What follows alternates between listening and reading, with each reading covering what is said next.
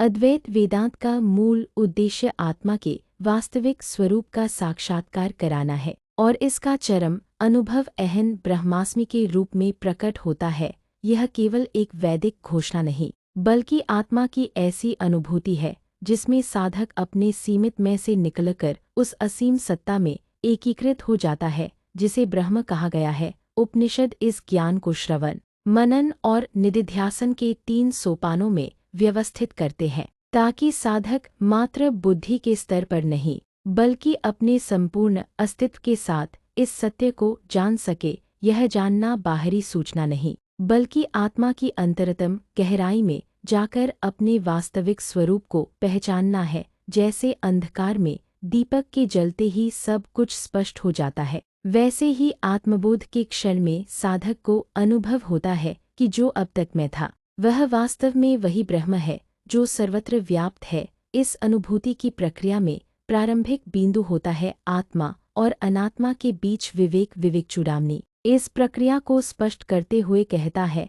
कि जब साधक यह भलीभांति समझ लेता है कि शरीर, इंद्रियां, मन और बुद्धि केवल साधन मात्र हैं और उनमें से कोई भी उसका सच्चा स्वरूप नहीं है, तब वह आत्मा के उस चैतन्य रूप में टिकता है जो नित्य और अविकारी है। यही वह बिंदु है जहाँ द्वैत का भ्रम समाप्त होता है और अद्वैत की अनुभूति आरंभ होती है। यह अनुभव केवल विचारों या विचारधाराओं से नहीं आता, बल्कि गहन साधना और वैराग्य की अग्नि में तपकर अंतःकरण की शुद्धि से उत्पन्न होता है। साधक धीरे धीरे संसार के असत्य स्वरूप को पहचान कर आत्मा की सत्य सत्ता में प्रतिष्ठित होता है। यह प्रतिष्ठा ही अहं ब्रह्मास्मि की अवस्था है, जहाँ मैं और ब्रह्म के बीच का भेद लुप्त हो जाता है। आत्मबोध इस बोध को सरल और सहज शब्दों में समझाते हुए कहता है कि आत्मा आकाश की भांति एकरस, नित्य और विकल्परहित है।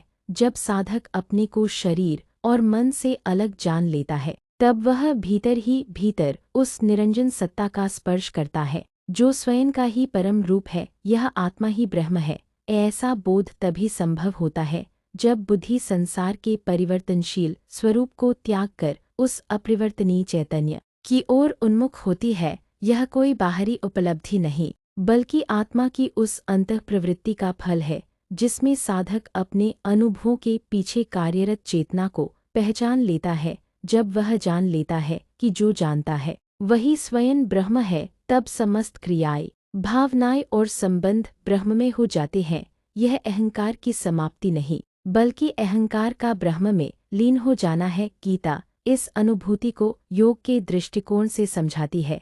श्री कृष्ण के अनुसार जब योगी अपनी आत्मा को सभी जीवों में देखता है और सभी को अपने आत्मस्वरूप में अनुभव करता है, तब उसके लिए अहं ब्रह्मास्मि केवल शब्द नहीं रह जाता, बल्कि समत्व दृष्टि का मूल अनुभव बन जाता है। यह समदर्शिता वही अवस्था है जहाँ साधक के भीतर किसी भी प्रकार का द्वैत नहीं रहता। वह न किसी को पराया समझता है, न किसी को भिन्न। सभी संबंध, भेद, द्वेष और अपेक्षाएं समाप्त होकर केवल एकरस चैतन्य में विलीन हो जाते हैं। गीता कहती है कि जब साधक समर्पण भाव से सभी कर्मों को ब्रह्म रूप में अर्पित करता है, तब वह धीरे धीरे अपने कर्मों के कर्ता से हटकर साक्षी भाव में स्थित होता है। यही साक्षी भाव अंततः उसे आत्मा की शुद्ध सत्ता में स्थित करता है और वहाँ से वह अपने ब्रह्मस्वरूप को अनुभव करता है।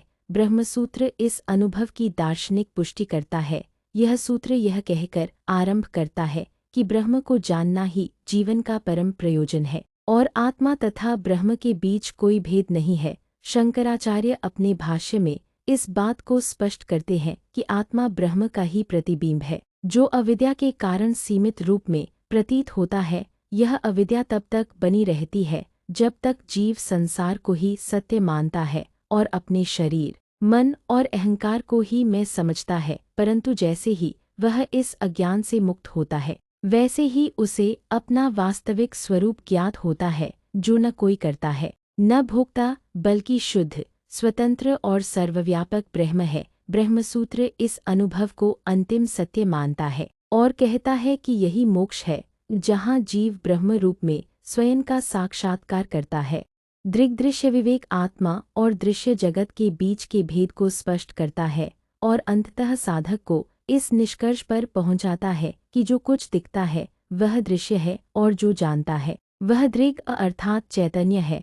साधक जब सभी दृश्यों से अपने को अलग करके केवल उस चैतन्य दृष्टा में स्थित होता है तब वह अनुभव करता है कि उसका सच्चा स्वरूप केवल जानने वाला नहीं बल्कि वह परम सत्ता है जो सब कुछ जानती है और जिसे कोई जान नहीं सकता। यही ब्रह्म की अनुभूति है जो किसी साधारण ज्ञान या भावनात्मक स्थिति से नहीं आती बल्कि स्वयं की चेतना में डूबकर उस साक्षी भाव में टिकने से उत्पन्न होती है।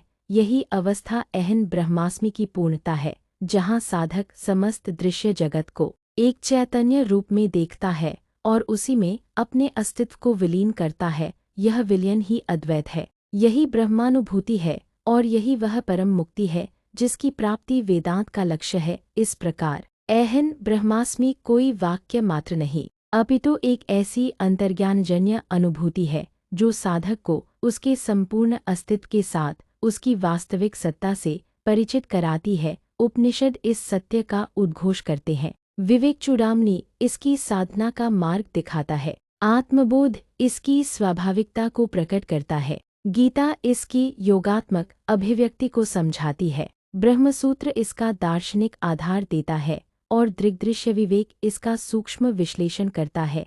ये सभी ग्रंथ मिलकर साधक को उस बिंदु तक ले जाते हैं जहाँ वह स्वयं को न केवल जानता है बल्कि अनुभव करता है कि वह ब्रह्म है, सर्वव्यापक, नित्य, निर्विकार और चैतन्य मात्र। यही अद्वैत की अनुभूति है और यही वह अनुभव है जो ज्ञान, भक्ति, योग और विवेक सभी मार्गों का चरम लक्ष्य है।